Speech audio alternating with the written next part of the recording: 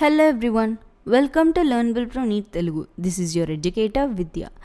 ఈ వీడియోలో మనం ప్లాంట్ కింగ్డమ్ చాప్టర్లోని ఆల్గేలో ఉన్న థర్డ్ గ్రూప్ రోడోఫైసే గురించి నేర్చుకుందాం. సో ఈ రోడోఫైసేలో ఉండే ఆల్గే అన్నిటిని మనం రెడ్ ఆల్గే అంటాం, ఎందుకంటే అవి రెడ్ కలర్లో ఉంటాయి కాబట్టి వాటిని మనం రెడ్ ఆల్గే అని కామన్గా పిలుస్తారనమాట.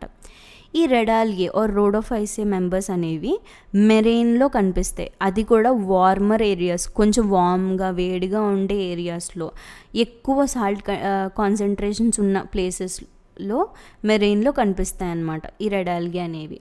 అయితే ఇవి పైన అంటే వెల్ లైటెడ్ రీజన్స్, సర్ఫేస్ దగ్గర, వాటర్లో సర్ఫేస్ దగ్గర కొంచెం లైట్ ఎక్కువ పడే ప్లేసెస్లోనూ ఉంటాయి. అండ్ ఆల్సో గ్రేట్ డెప్త్స్ అంటే బాగా డెప్త్లో కూడా ఎక్కడైతే లైట్ అనేది ఎక్కువ పడదో అక్కడ కూడా ఈ రెడ్ ఆల్గే అనేవి మనకు కనిపిస్తాయి అన్నమాట. అండ్ ఈ రెడ్ ఆల్గేకి రెడ్ కలర్ అనేది ఎందుకు వస్తుందంటే వీటిలో క్లోరోఫిల్ ఏ, క్లోరోఫిల్ డి అనే పిగ్మెంట్స్ ఉంటాయి. ఈ రెండు పిగ్మెంట్స్తో పాటుగా ఇంకొక రెడ్ పిగ్మెంట్ ఉంటుంది, దాన్ని మనం ఫైకో ఎరిథ్రిన్ అనే పిగ్మెంట్ ఉంటుందన్నమాట.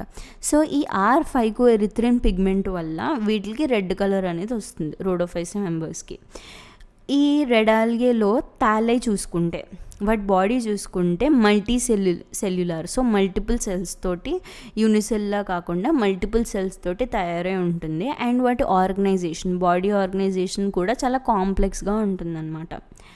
అండ్ వీటిల్లో స్టోరేజ్ మెటీరియల్ చూసుకుంటే, అంటే వాటి ఫుడ్ని ఇవి ఎలా స్టోర్ చేసుకుంటాయంటే ఫ్లోరిడియన్ స్టార్చ్ ఫామ్లో స్టోర్ చేసుకుంటాయి అన్నమాట. ఈ ఫ్లోరిడియన్ స్టార్చ్ అనేది ఎమైలోపెక్టిన్ అండ్ గ్లైకోజన్, ఈ రెండింటికి సిమిలర్గా ఉంటాయి అన్నమాట.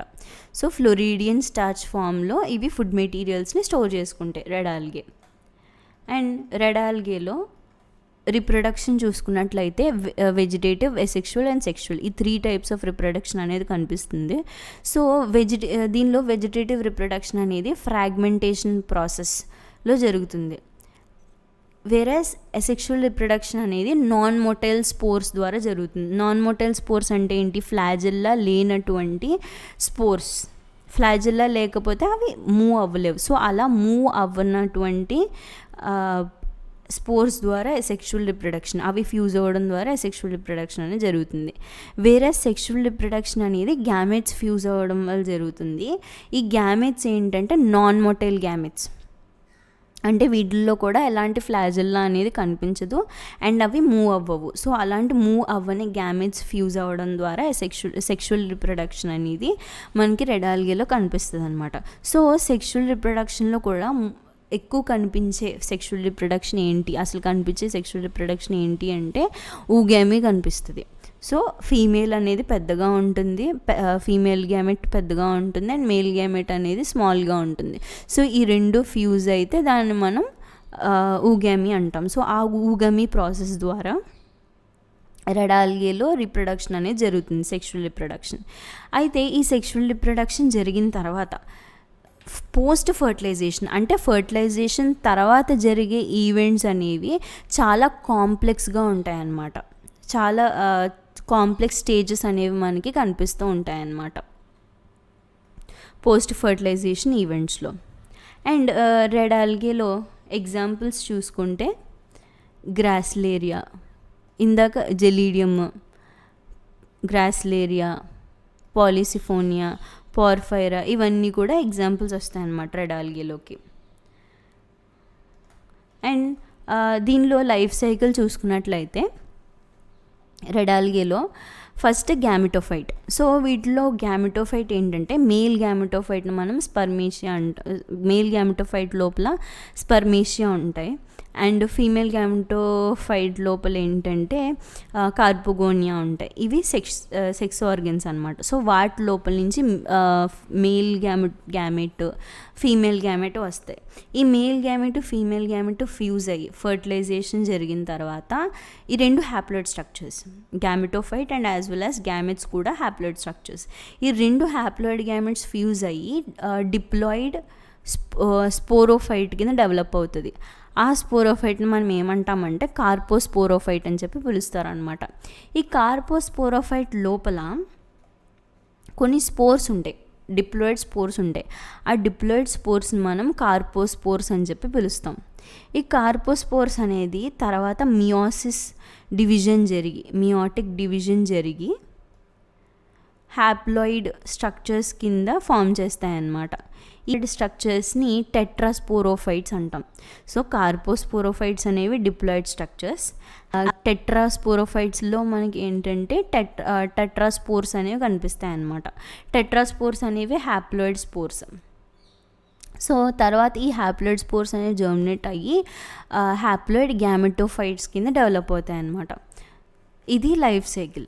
సో దీనిలో కూడా అంటే రెడ్ ఆల్గేలో కూడా డామినెంట్ ఫేజ్ వచ్చేసి గ్యామెటోఫైటిక్ ఫేజ్ అనమాట. అంటే హ్యాప్లాయిడ్ స్ట్రక్చర్సే వాటి డామినెంట్ ఫేజ్ కాబట్టి రెడ్ ఆల్గే కూడా హ్యాప్లాంటిక్ లైఫ్ సైకిల్ అని చెప్పి చెప్తామన్నమాట. ఇది రెడ్ ఆల్గే గురించి. అండ్ నెక్స్ట్ ఆల్గేలో ఎకనామిక్ ఇంపార్టెన్స్ చూసుకున్నట్లయితే అంటే ఎర్త్ మీద ఉన్న half of the carbon dioxide fixation, మొత్తం టోటల్ కార్బన్ డైఆక్సైడ్ ఫిక్సేషన్లో హాఫ్ అమౌంట్ ఈ ఆల్గే చేస్తాయన్నమాట ఫోటోసింథసిస్ ప్రాసెస్ ద్వారా. అంటే ఎన్వైర్న్మెంట్లో ఉన్న కార్బన్ డైఆక్సైడ్ని వేరే ఫామ్స్లో కన్వర్ట్ చేయడాన్ని కార్బన్ డైఆక్సైడ్ ఫిక్సేషన్ అంటారు. సో ఆ కార్బన్ డైఆక్సైడ్ ఫిక్సేషన్ అనే ప్రాసెస్ అట్లీస్ట్ హాఫ్ దాకా ఈ ఆల్గే చేస్తాయి.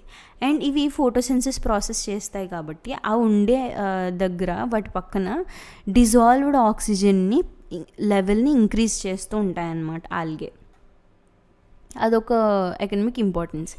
నెక్స్ట్ వీటిల్లో ఆల్గే ఏంటంటే మెయిన్ వాటి ఇంపార్టెన్స్ ఏంటి అని చూసుకున్నట్లయితే అవి ఎనర్జీకి ప్రైమరీ ప్రొడ్యూసర్స్ అన్నమాట. సో ఆక్వాటిక్ యానిమల్స్లో వాటి ఫుడ్ సైకిల్స్లో మెయిన్ బేస్గా ఏమి ఆర్గానిజం ఉంటుందంటే ఆల్గేస్ ఉంటాయి. సో మెయిన్ ఫుడ్గా తీసుకునేవి ఏంటంటే ఈ ఆల్గేని కన్జ్యూమ్ చేస్తాయన్నమాట. అండ్ చాలా స్పీషీస్ అండ్ ఆల్గేస్లో పోర్ఫైరా కానీ, లామినేరియా కానీ, సర్గాజం కానీ ఇలా డిఫరెంట్ స్పీషీస్, చాలా మటుకు స్పీషీస్ ఏంటంటే మన ఫుడ్ కింద యూస్ చేస్తారు చాలా మటుకు స్పీషీస్ని. సో ఇది ఇంపార్టెన్స్. అండ్ ఇంకా చూసుకున్నట్లయితే వీటిల్లో బ్రౌన్ ఆల్గే, కొన్ని బ్రౌన్ ఆల్గే, కొన్ని రెడ్ ఆల్గే ఏం చేస్తాయంటే కొన్ని సబ్స్టెన్సెస్ ఇస్తాయన్నమాట. హైడ్రోకొలైడ్స్ అనేటువంటి సబ్స్టెన్సెస్ ఇస్తాయి. ఈ హైడ్రోకొలైడ్స్ ఏంటి? వాటర్ హోల్డింగ్ సబ్స్టెన్సెస్, వాటర్ని హోల్డ్ చేస్తాయి అన్నమాట. సో అలాంటి హైడ్రోకొలైడ్స్ని ఇస్తాయి. ఫర్ ఎగ్జాంపుల్ బ్రౌన్ ఆల్గేని చూసుకుంటే ఆల్జిన్ అనే ఒక హైడ్రోకొలైడ్ ఇస్తుంది. రెడ్ ఆల్గే చూసుకుంటే కెరాజిన్ అనే ఒక సబ్స్టెన్స్ ఇస్తుంది. సో ఇవన్నీ ఏంటంటే హైడ్రోకొలైడ్స్ అనమాట. కమర్షియల్గా యూజ్ అవుతాయి మనకి ఇవి. అండ్ జెలీడియం, గ్రాస్లేరియా ఇవి ఏంటంటే రెడ్ ఆల్గే. ఇవి ఏం చేస్తాయంటే అగార్ని ఇస్తాయి మనకి. అగార్ అనేది చాలా ఎకనామిక్ ఇంపార్టెన్స్ ఉంటుంది. సో అది మనం మైక్రోబ్స్ని గ్రో చేయడానికి న్యూట్రియంట్ మీడియంలో సోలిడిఫైయింగ్ ఏజెంట్ కింద యూస్ చేస్తారు.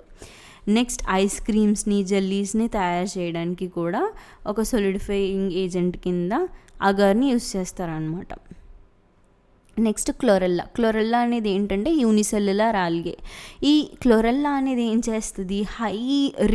Very highly rich in proteins అనమాట. సో దానివల్ల ఏం చేస్తారంటే స్పేస్కి ట్రావెల్ చేసే స్పేస్ ట్రావెలర్స్ ఎవరైతే ఉంటారో వాళ్ళు ఈ క్లోరెల్లాని ఫుడ్ సప్లిమెంట్ కింద తీసుకుంటారు. సో ఇది economic importance of algae. I hope you all like this video. Thanks for joining us in learning.